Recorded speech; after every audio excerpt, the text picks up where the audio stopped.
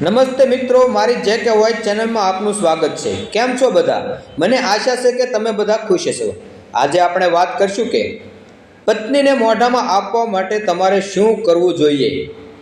ઘણા છોકરાઓ કહે છે કે અમારી પત્ની બિલકુલ મોઢામાં લેતી નથી।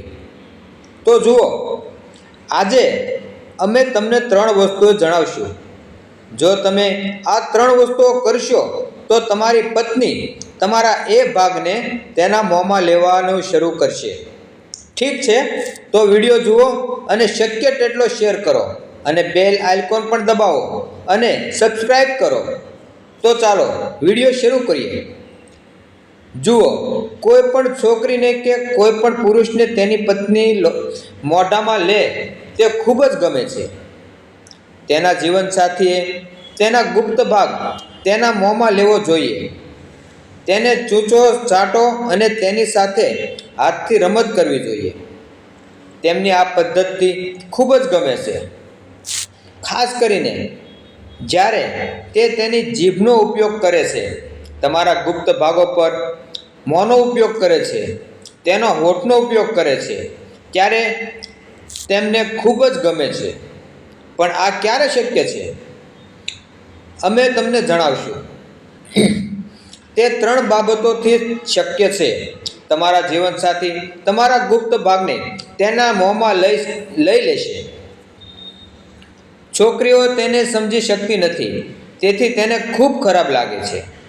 તેઓ વિચારે છે કે તેઓ તેને મોઢામાં કેવી રીતે લઈ શકે, તેથી જે તે આવું કરવા તૈયાર થતી નથી। જો તમે આ 3 બાબતનું પાલન કરશો, જે અમે તમને જણાવશું, તો તમારા જીવનસાથી ચોક્કસપણે તેના મોંમાં લેવાનું શરૂ કરશે। આમાં સૌથી પહેલી વસ્તુ, તમારા પ્રાઇવેટ પાર્ટને ચામડી ઉપર વાળ હોય તો તેને કાપીને સાફ કરવા, પછી સાબુ વડે તેને સાફ કરવું જોઈએ। જો તમે તમારા વાળ કાપ્યા નથી તો ઉપરની ત્વચાને બરાબર સાફ કરવી ખૂબ જ મહત્વપૂર્ણ છે।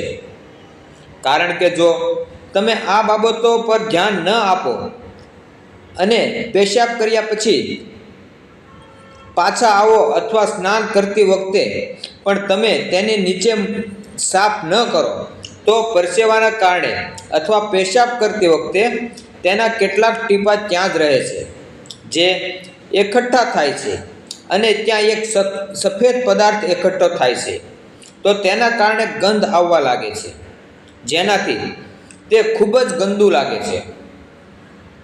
તમારી સ્ત્રી જીવનસાથીને તે ગમતું નથી, ઠીક છે? તેથી અહીં તમારા પ્રાઇવેટ પાર્ટને આગળની ત્વચા નીચે કરી સાફ કરવું ખૂબ જ મહત્વપૂર્ણ છે।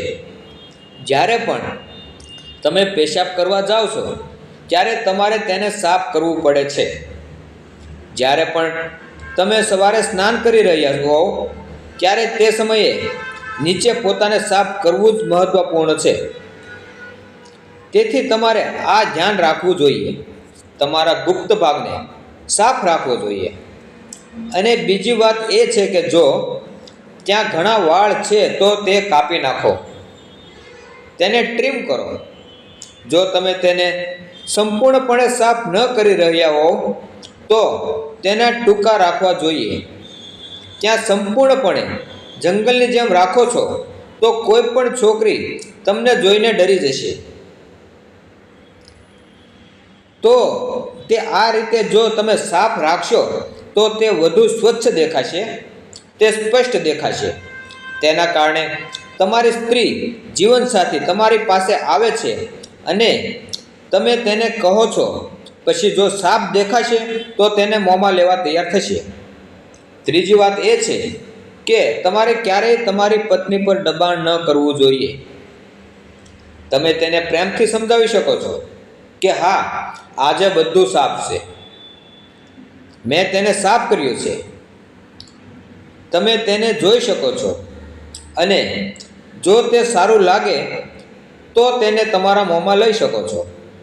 આ રીતે જો તમે વાત કરશો, પૂછશો અને સમજાવશો તો જ તમે આ કરી શકશો.